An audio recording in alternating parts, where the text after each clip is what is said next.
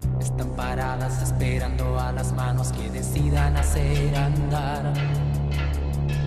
Actualmente, las empresas que están a cargo de la explotación de la mina del Cerrejón son BHP Billington, es la empresa minera más grande del mundo. Esta transnacional es producto de una fusión entre la BHP, de origen australiano, encargada de la producción y explotación de minerales e hidrocarburos, y la Billington, empresa anglo-holandesa especializada en metales. También controla un tercio de los recursos de uranio en el mundo. En nuestro país, además del carbón, participa en proyectos de extracción petrolífera. Esta empresa está involucrada en desalojos a pueblos indígenas en Filipinas, actividades mineras en zonas de bosque protegido en Indonesia y violentos conflictos laborales en Chile y Australia. Extrata, de origen suizo o anglo-suizo, es la quinta empresa en el escalafón minero mundial. Mantuvo negocios en los sectores del aluminio, el petróleo y el gas, enfocándose en producciones de bajo costo. Su participación en el Cerrejón es reciente y la adquirió a través de Glencore.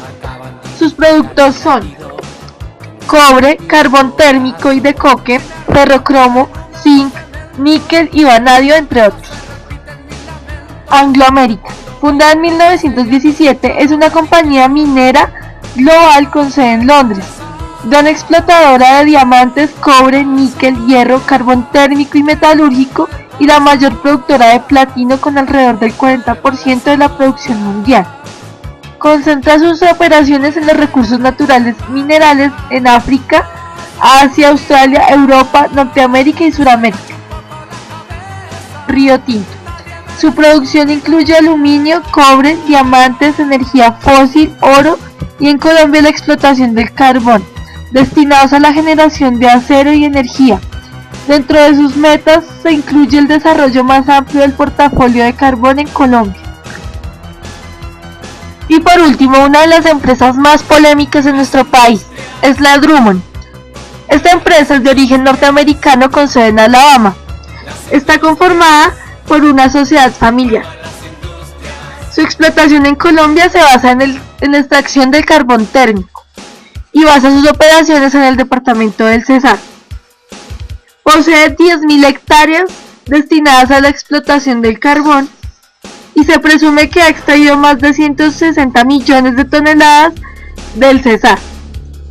Pese a esto, está exenta del pago de impuestos como el impuesto a la renta, el impuesto de industria y comercio y el impuesto predial, así como también goza de beneficios como la devolución del IVA.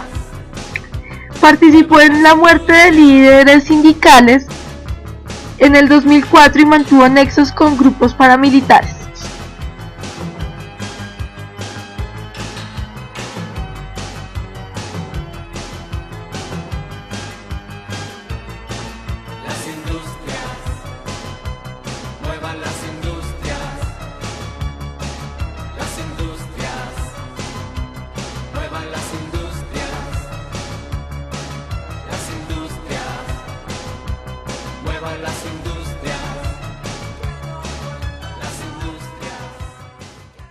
Existe un grave impacto ambiental por la extracción de carbón a gran escala en nuestro país.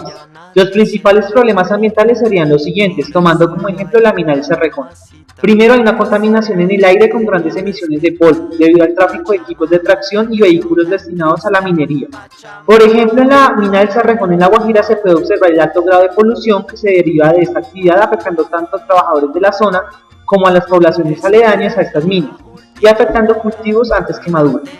Por ejemplo, la organización ambiental Sensat Agua Viva afirma que resguardos indígenas de Provincial y San Francisco, la comunidad Media Luna en Puerto Bolívar y comunidades en Hato Nuevo y Barranca son afectadas por la contaminación que expulsa las actividades mineras del Cerrejón. Las emisiones de gases también son un gran problema ambiental. Estos gases son generados por la combustión y generan óxidos de azufre, óxidos de nitrógeno y gas carbón. El ser humano puede presentar acumulación de líquidos en los pulmones si está en constante exposición a estos gases. Si este gas es inhalado en grandes proporciones puede producir quemaduras y dilatación en las vías respiratorias. Además, degrada la atmósfera al reaccionar con otras sustancias presentes en el aire, produciendo smog, que se traduce nada más que en niebla o humo. El ruido y las vibraciones es otro aspecto ambiental que vale la pena resaltar. Por ejemplo, en el resguardo indígena y provincial, los habitantes sufren este problema como también la población de Albania.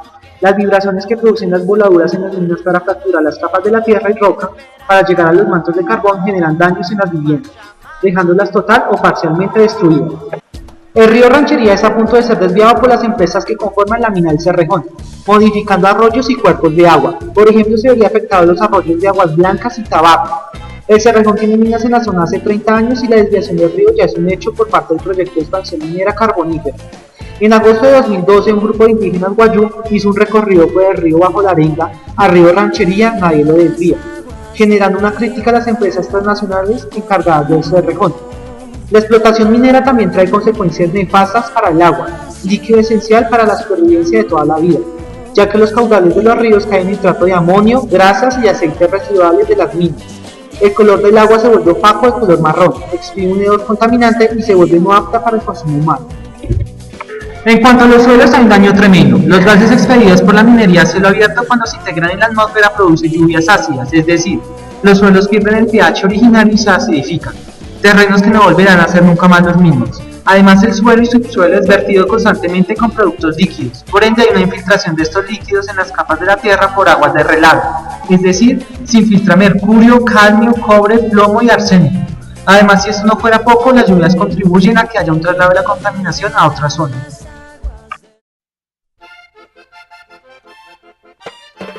Jackson le apostó a la explotación del carbón en el departamento de La Guajira.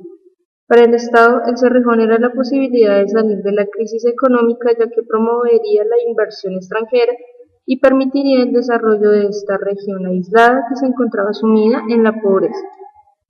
Aunque algunas leyes como la de la Reforma Agraria de 1961, Ley 135, la legislación minera de 1988 y el nuevo Código Minero de 2001, entre otras leyes, han prohibido la adjudicación de baldíos que estuvieran ocupados por indígenas, vemos que primó la utilidad pública, pues en 1980 se construyó la mina de carbón. Para los indígenas guayú, la explotación del carbón traería consigo muchos cambios, tales como el reordenamiento territorial, que se refleja en los cambios del paisaje, la eliminación de formas geológicas, el traslado forzado de propiedades, y la configuración de espacios de acuerdo a los intereses del Estado y del proyecto minero. Por su parte, la empresa minera reconoció el carácter indígena de los guayús que habitaban en la Alta y Media Guajira, mientras que a los indígenas que habitaban en el sur del departamento les negó su condición étnica, afirmando que ellos se habían mezclado con otras razas, negándoles así además sus derechos y dejando a un gran número de ellos sin tierras para vivir ni garantías para subsistir. Los indígenas que fueron reconocidos como tales debieron abandonar sus tierras y fueron reubicados en unos pocos resguardos, los cuales se protegen en la actualidad con el fin de legalizar la tenencia de la tierra. Los guayús y la comunidad en general de La Guajira dejaron de ser autónomos y ahora dependen de las empresas transnacionales y del Estado. Además, las tradiciones o costumbres de los indígenas también se vieron afectados con el fenómeno de la explotación. La Guajira, por lo tanto, pasó a ser un espacio prioritariamente económico y controlado desde una perspectiva desarrollista. Por otra parte, las regalías debieron ser utilizadas en el bienestar de las comunidades aledañas, tales como Albania en La Guajira. No se utilizan ni se invierten en las mismas, mientras tanto las condiciones de pobreza de dichas poblaciones se siguen agravando. Otro proyecto minero lo evidenciamos en el departamento del Cesar, con la empresa Drummond Almán. Dicha empresa decidió respaldar a los paramilitares por las pérdidas millonarias que tenían con los ataques guerrilleros al tren que transportaba el carbón hasta el puerto. Dicha noticia no tuvo mayor relevancia hasta que Balmore Locurno Rodríguez y Víctor Hugo Orcasita Amaya, respectivos presidente y vicepresidente del Sindicato de Trabajadores de Drummond, fueron asesinados, razón por la cual sus familiares, convencidos de que Drummond apoyó y financió a los paramilitares, interpuso las diferentes demandas. Por dichas acusaciones fue detenido Jaime Blanco Amaya, ejecutivo de Drummond en Colombia, a quien se acusa de servir de intermediario entre los paramilitares y la empresa minera. Como vemos, la explotación minera modificó radicalmente las dinámicas socioespaciales de los territorios del Cesar y de La Guajira, y ha logrado un papel en el que se ha evidenciado el nuevo colonialismo propio del discurso de la modernidad y el progreso, en el cual las empresas cumplen un papel civilizatorio que reivindica lo anterior y que no solo transforma las comunidades, sino el ambiente en general.